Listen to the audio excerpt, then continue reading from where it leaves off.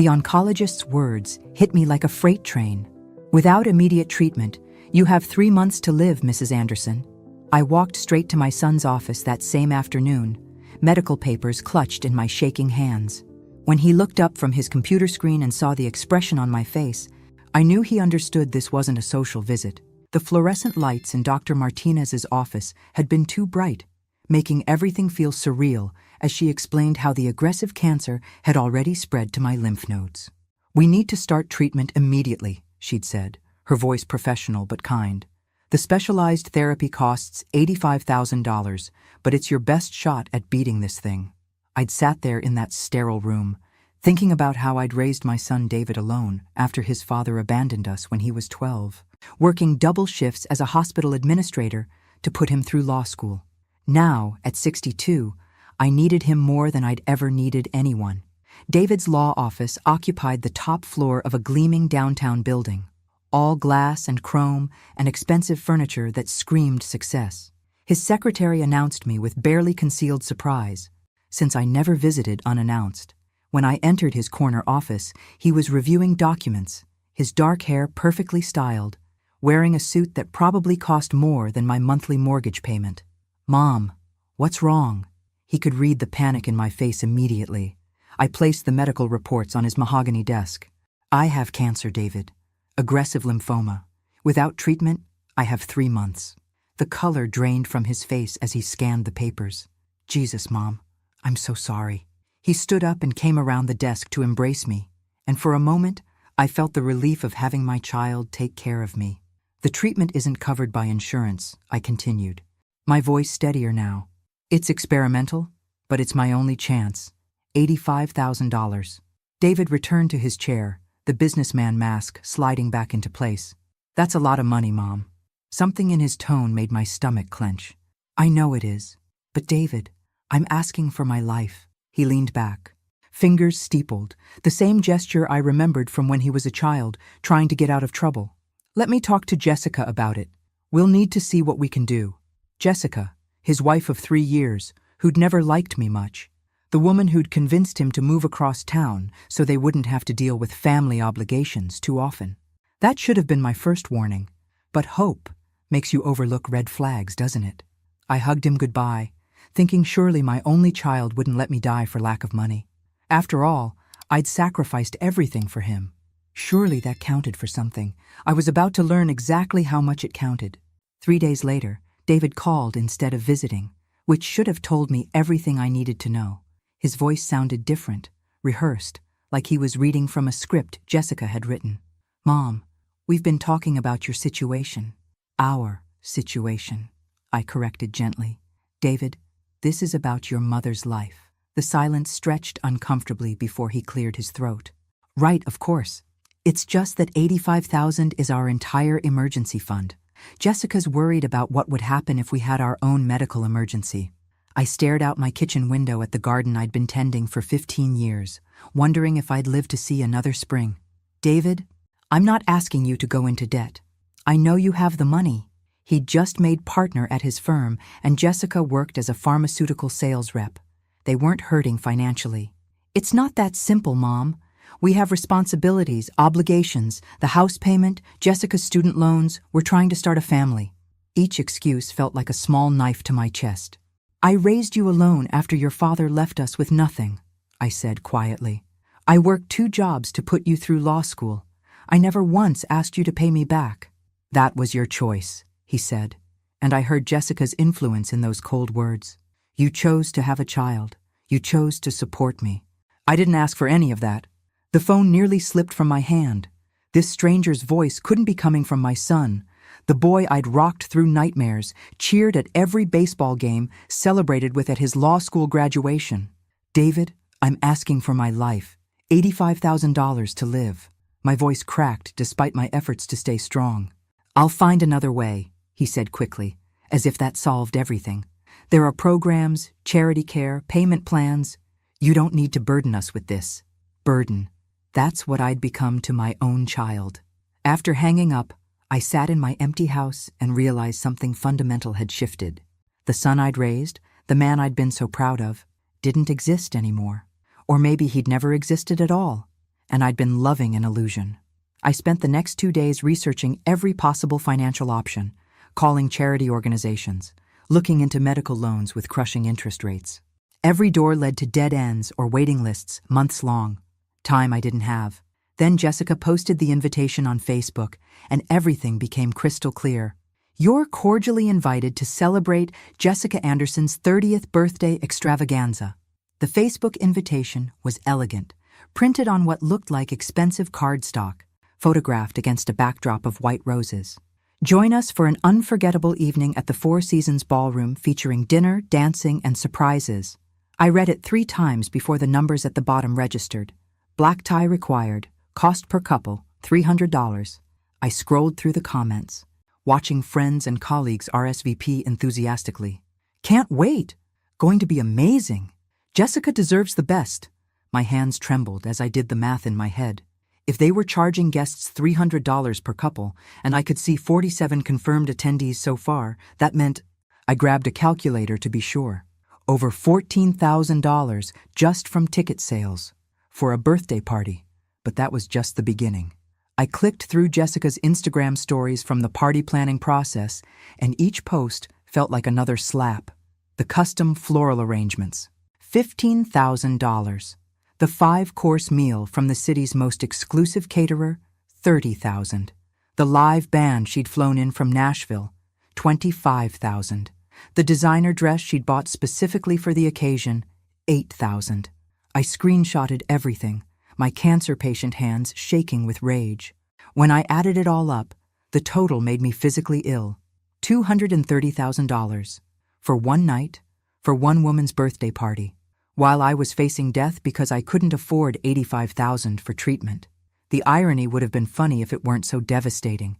David, who couldn't find $85,000 to save his mother's life, had somehow found $230,000 to throw his wife a party that would last 6 hours. I called him that evening, my voice carefully controlled. David, I saw Jessica's party invitation. It looks lovely. A pause. Oh, yeah, it's going to be nice. Jessica's been planning it for months. It must be expensive, I said casually. The Four Seasons, the catering, all those details. Well, you know Jessica, she likes things to be perfect. He sounded uncomfortable, probably realizing where this conversation was heading. How much is it costing, David? The silence stretched so long I thought he'd hung up. Mom, that's not really your business. Humor me. I'm curious what perfect costs these days. Another pause. It's a special occasion. Jessica only turns 30 once. David, my voice sharpened. How much? About $200,000, he mumbled. Give or take. The confirmation hit me like a physical blow, even though I'd already done the math. $200,000 for a birthday party, but you can't find $85,000 to save my life? Those are completely different situations, Mom. The party is an investment in our social network. Our business relationships? An investment. My son was calling his wife's birthday party an investment while his mother faced death. I see, I said quietly. I'm glad I understand your priorities now. After I hung up, I sat in the darkness of my living room and made a decision that would change everything.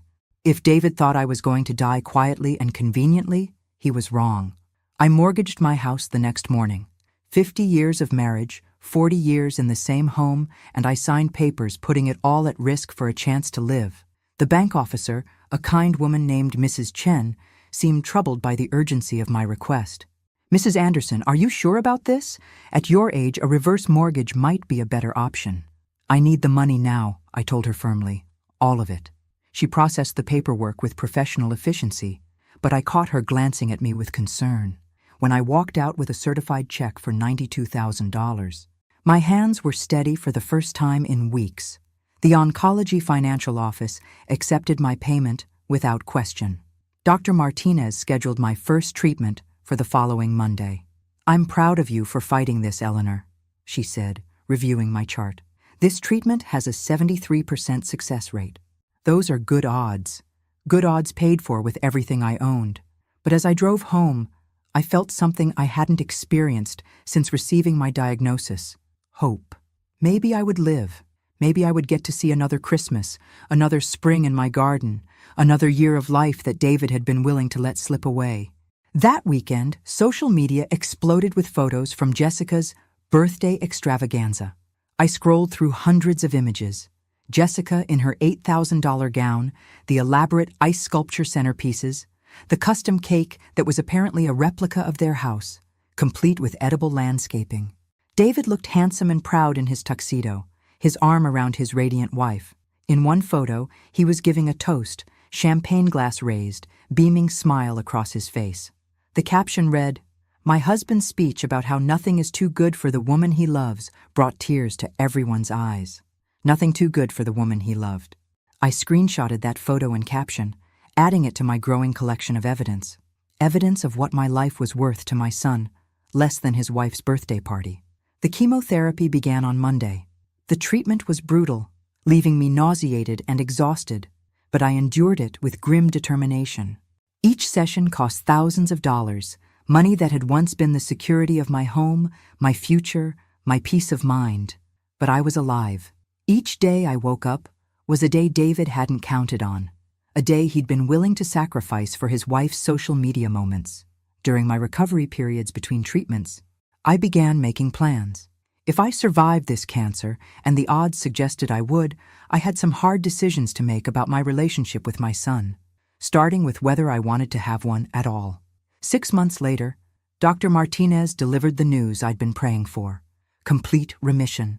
The cancer was gone, eradicated by the treatment I'd nearly died to afford.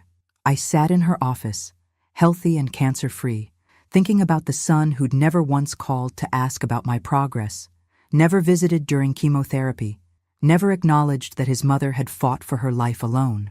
"You beat the odds, Eleanor," Dr. Martinez said, genuine warmth in her smile. "How do you feel?" Grateful, angry, relieved, devastated. But mostly, I felt free. Free from the illusion that family meant unconditional love. Free from the obligation to maintain relationships with people who saw me as disposable. "I feel like I have a second chance," I told her, and I intended to use it wisely. The first thing I did was sell my house. The mortgage I'd taken for my treatment meant I had little equity left, but the sale gave me enough to start over somewhere new, somewhere David wouldn't think to look for me. I chose Phoenix, Arizona, partly for the warm, dry climate that would be good for my recovering health, and partly because it was 1,500 miles from the life I was leaving behind. I rented a small apartment in a retirement community, nothing fancy, but it was mine and it was paid for. The second thing I did was disappear. I changed my phone number, closed my social media accounts, and left no forwarding address. When David's secretary called my old number, she would hear that it had been disconnected. When he drove by my old house, he would see strangers living there. For the first time in my adult life, I was completely invisible to the people who were supposed to love me. It was terrifying and liberating in equal measure. I spent my first month in Phoenix, sleeping late, reading books I'd never had time for, and walking the desert trails around my new home. Slowly, I began to make friends with other residents in my community. Margaret, a retired teacher whose husband had died 2 years earlier. Frank, a former accountant who'd divorced his wife when he discovered she'd been stealing from their business. Sarah, whose children had moved to Europe and rarely called. We were a community of the abandoned, the forgotten, the discarded, and we were building something beautiful together. During my second month, Frank mentioned that he was looking for someone to help with bookkeeping for his small investment consulting business. "I can't pay much," he said over coffee in the community room, "but it would be legitimate work." I'd always been good with numbers, and I needed something to occupy my mind. What started as part-time bookkeeping evolved into investment advice, which led to managing portfolios for other residents.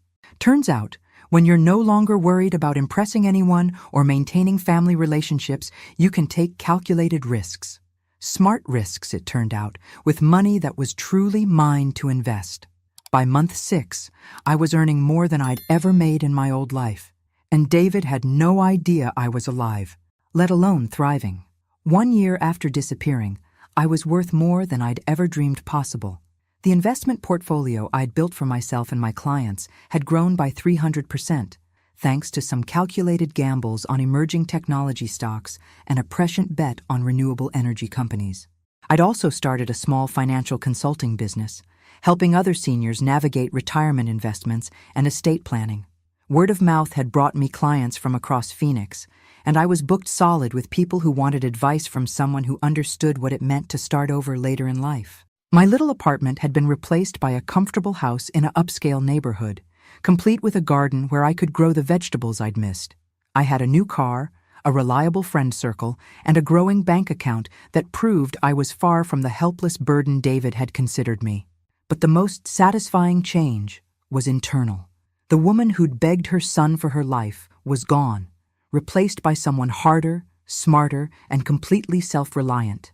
I'd learned to trust my own judgment, to value my own worth, and to never again give anyone the power to determine whether I lived or died. My cancer remained in remission, my health was excellent, and my future was entirely my own. I'd built a life David couldn't touch, couldn't control, and didn't even know existed. Every morning, I woke up grateful for the second chance I'd given myself, the chance he'd been unwilling to provide. Late at night sometimes, I wondered if he ever thought about me. Did he assume I died quietly, as he'd apparently hoped? Did he feel guilty about refusing to help me? Did he even remember that he had a mother? But those thoughts came less frequently now. I was too busy living the life I'd saved to spend much time thinking about the son who'd been willing to let me die. Some bridges, once burned, can never be rebuilt, and some relationships, once you see them clearly, aren't worth saving. I was about to discover that David had learned that lesson too, but from the other side. 6 years after I'd vanished from David's life, he found me through the one thing I couldn't hide: success. My financial consulting firm had been featured in Phoenix Business Weekly, complete with a photo of me standing in front of my downtown office. The article called me the investment whisperer and detailed how I'd turned struggling retirees into confident investors. If you're watching this, subscribe and let me know where you're watching from. I was reviewing quarterly reports when my secretary, Angela, buzzed my office. "Mrs. Anderson, there's a man here who claims to be your son. He doesn't have an appointment, but he's quite insistent." My coffee cup froze halfway to my lips. After 6 years of silence, David had tracked me down. "Does he look desperate?" I asked, surprising myself with how calm my voice sounded. Angela paused. "Yes, ma'am. He looks like he's been through hell." "Perfect. Send him in." I straightened my shoulders and prepared to meet the stranger who used to be my son. David walked into my office, and I barely recognized him. The confident lawyer in expensive suits had been replaced by a hollow-eyed man in wrinkled clothes that hung loose on his frame.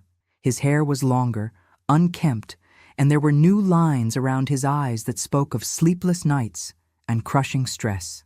"Hello, David." I didn't stand up, didn't offer him a seat. I simply waited. He stood in the doorway, staring at me as if I were a ghost. "Mom? Jesus, we all thought you were dead." "Dead?" I raised an eyebrow. "How dramatic. I'm very much alive, as you can see." He moved closer to my desk, his eyes taking in the expensive furniture. The framed awards on the walls, the view of downtown Phoenix through floor-to-ceiling windows. This is incredible. You look amazing, healthy, successful. Cancer-free for 5.5 years, I said matter-of-factly. The treatment worked beautifully. Of course, you wouldn't know that, since you never called to check. His face crumpled, and for a moment he looked like the 12-year-old boy who used to crawl into my bed during thunderstorms. "Mom, I'm so sorry. I was wrong. I was selfish. You were exactly who you are," I interrupted. "Nothing more, nothing less. The question is, what do you want now?" David collapsed into the chair across from my desk, without invitation. "I need your help," he whispered, and there it was. The real reason for his visit. Not remorse, not love, not a desire to reconcile. He needed something from me. Again. "Help with what, David?" My voice could have frozen water. "Everything's gone, Mom. The house, the car, the practice, everything. Jessica cleaned me out and disappeared with her personal trainer." He laughed bitterly. "Turns out, she'd been planning it for 2 years. Moved all our money offshore, convinced me to put everything in her name for tax purposes. I was so stupidly in love. I signed whatever she put in front of me. I listened to David's tale of financial ruin with the same expression I'd wear while reviewing a particularly boring quarterly report. Jessica had systematically destroyed him, using the same calculating precision she'd once applied to planning her extravagant birthday parties. She convinced me to mortgage the house again to invest in her friend's tech startup, David continued, his voice hollow with shame. Said we'd double our money in 6 months? The company never existed. It was all fake documentation, fake websites, fake investor presentations. How much did you lose? I asked, though I suspected I already knew the answer. Everything. $2 million. Our entire net worth, plus what we borrowed against future earnings. He looked up at me with red-rimmed eyes. Mom, I'm facing bankruptcy. Criminal charges. The state bar is reviewing my license. $2 million. I did quick mental math, remembering the newspaper coverage of Jessica's birthday party 6 years ago. If they'd had that kind of money to throw around then, David's law practice had been far more successful than I'd realized.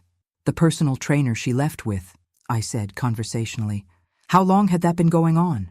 David's hands clenched into fists. At least 3 years, maybe longer.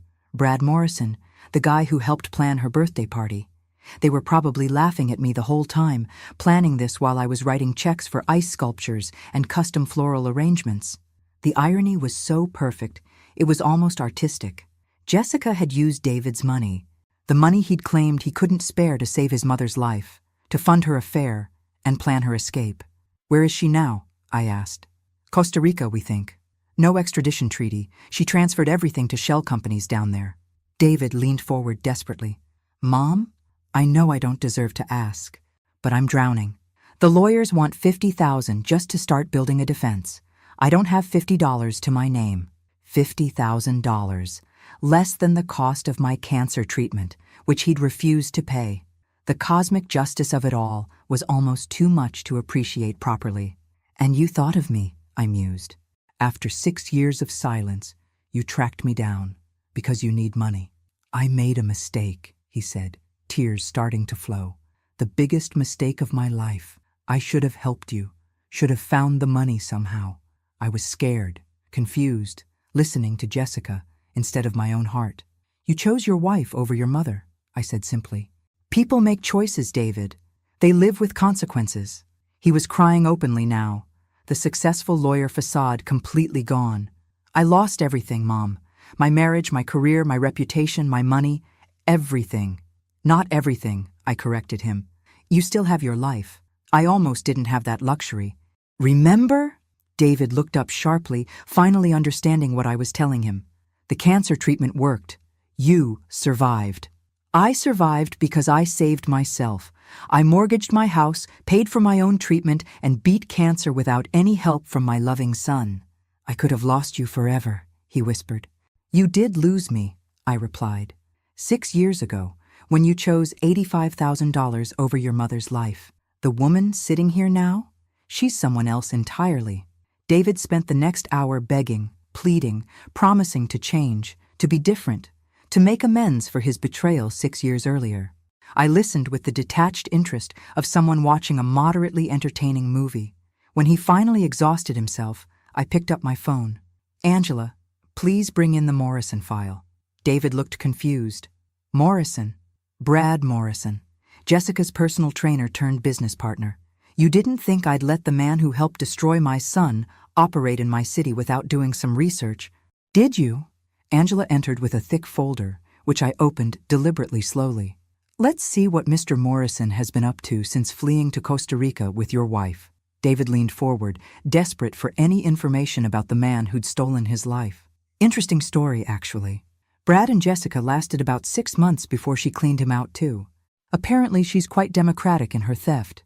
She took his half of your money and disappeared to Venezuela. Brad made it back to the States about 2 years ago, completely broke. David's face went through several expressions, settling on bitter satisfaction. Good. I hope they both rot. Well, Brad certainly has been struggling. But here's the fascinating part, I continued, pulling out a photograph. He's been working as a personal trainer here in Phoenix, at the gym 3 blocks from my office. The color drained from David's face. You knew? You knew he was here and didn't tell me? Why would I tell you anything? David? We haven't spoken in 6 years. As far as I knew, you thought I was dead. I set the photo aside. But since you're here now, perhaps you'd like to know what else I've discovered.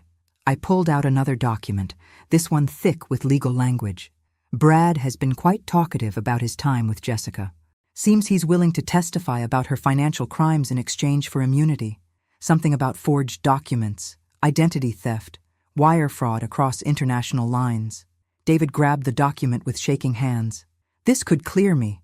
If I can prove Jessica manipulated me, that I was a victim too. It could, I agreed. The federal prosecutor handling your case is particularly interested in Brad's testimony. Apparently, Jessica victimized several other men the same way. You're part of a pattern. Hope flickered in David's eyes for the first time since he'd entered my office. Mom, how did you get this information? Get this. How did you even know to look? I smiled, and it wasn't entirely kind. David, I built a multi-million-dollar investment firm from nothing in 6 years. Did you think I accomplished that without learning how to gather information? Multi-million? His voice was barely a whisper. I gestured around my office. The business is worth $4.2 million. My personal portfolio is worth another $3.8. $8 million, David. Built from the ashes of the life you and Jessica helped destroy. He stared at me as if seeing me for the first time. You're rich, really rich. I'm successful, I corrected. I'm independent. I'm beholden to no one, and no one can take what I've built away from me. It's a wonderful feeling. David was quiet for a long moment, processing everything I'd told him. The information about Brad, about Jessica's other victims. You're going to help me? I closed the folder and looked at my son with eyes that had learned to be hard. I'm going to give you a choice, David. The same kind of choice you gave me 6 years ago. Here's your choice, I said, my voice steady as granite. I have enough evidence and connections to clear your name completely. Brad Morrison is willing to testify. I know the federal prosecutor personally, and I have documentation proving Jessica's systematic fraud. I can make your legal problems disappear with a phone call. David's breathing quickened. What do you want in return? I want you to understand what it feels like to beg for your life. I opened my desk drawer and pulled out a check already made out in his name. $50,000, enough to pay for your legal defense and get you back on your feet. His eyes fixed on the check like a drowning man seeing a life preserver. But there's a condition, I continued. You have to ask me for it the same way I asked you for help 6 years ago. You have to get on your knees in this office and beg your mother to save your life. The silence stretched between us, thick with years of hurt and betrayal. David stared at the check, then at me, understanding finally dawning in his eyes. You want me to humiliate myself. I want you to experience what you put me through, I said simply. The desperation, the helplessness, the knowledge that your future depends entirely on someone else's mercy. David's jaw worked as he struggled with his pride. And if I don't? Then you can walk out of here the same way you let me walk out of your life, empty-handed and alone. I held up the file about Brad Morrison. This information dies with me. The prosecutor never gets her star witness. You face the charges alone. For a moment I thought he might refuse. The old David, the arrogant lawyer who'd valued his wife's birthday party over his mother's life, would have walked out in a rage. But this broken man in front of me was learning what desperation really meant. Slowly, David slid from his chair onto his knees beside my desk. His voice cracked as he spoke. Please, Mom, I'm begging you. Save my life. Tears streamed down his face as he continued. I was wrong 6 years ago. I was selfish and cruel, and I failed you when you needed me most. Please don't let me destroy myself the way I almost let you die. I looked down at my son, kneeling on the expensive carpet of my corner office, and felt something unexpected, not satisfaction, but sadness. This wasn't the victory I'd imagined. It was just tragedy repeating itself in a different key. Stand up, David. He climbed back into his chair, wiping his eyes with the back of his hand. I handed him the check and the Morrison file. Your legal problems will be resolved within the month. Brad's testimony will clear you completely. Why? He whispered. After everything I did to you, why are you helping me? I leaned back in my chair, suddenly feeling every one of my 68 years. Because I learned something about myself when I was fighting cancer alone. I learned that I'm stronger than I ever knew, but I also learned that I don't want to become the kind of person who abandons family when they're desperate. David clutched the check, fresh tears starting. I don't deserve this. I don't deserve you. No? I agreed. You don't, but that's not why I'm doing it. 6 months later, David's charges were dropped. Brad Morrison's testimony had exposed Jessica's entire network of financial fraud, and David was officially classified as a victim rather than a co-conspirator. The state bar restored his license, and he'd started a small practice specializing in elder law and fraud recovery. He called me every Sunday now, not asking for anything, just checking in. The conversations were still awkward, still careful, but they were real in a way our relationship had never been before. We were both different people now, shaped by loss and betrayal, and the hard-won knowledge that love isn't unconditional. I have something for you, David said during one of our calls. I've been working on it for months. The next week, he flew to Phoenix with a cashier's check for $85,000. It's not enough, he said, handing it to me in my office. It'll never be enough to make up for what I did. But it's exactly what I should have given you 6 years ago, plus interest. I looked at the check, then set it aside. David, I don't need your money anymore. I know, but I need to give it to you, not because you need it, but because I need to prove to myself that I'm not the man who let his mother face cancer alone. We talked for hours that day, really talked, for the first time since he was a child. He told me about the depression that had consumed him after Jessica left, the therapy he'd started, the slow process of rebuilding his sense of self-worth. I told him about my business, my friends in Phoenix, the life I'd built from nothing. I'm proud of you, he said as he prepared to leave. I know I don't have the right to be, but I'm proud of the woman you've become. I'm proud of the man you're becoming, I replied. Not the man you were, but the man you're choosing to be now. As I watched his taxi disappear into Phoenix traffic, I reflected on the strange journey that had brought us to this point. 6 years ago, I'd faced death alone because my son chose money over my life. Now, he'd lost everything and discovered what really mattered. Not wealth or status or social connections, but the people who stand by you when everything falls apart. I'd saved myself, built a fortune, and proven I didn't need anyone's rescue. But in the end, the most valuable thing I'd gained wasn't money or success or independence. It was the knowledge that I was strong enough to forgive without forgetting, to help without enabling, and to love without surrendering my self-worth. Some lessons cost everything to learn. David had learned his, and in teaching it to him, I'd learned something too, that sometimes the most powerful victory isn't defeating your enemies, but showing them a better way to be human. Life had taught him a hard lesson. I'd taught him a harder one. But in the end, we'd both learned the hardest lesson of all, that family isn't about blood or obligation, but about choosing to stand by each other even when it costs everything you have. Thanks for listening. Don't forget to subscribe and feel free to share your story in the comments. Your voice matters.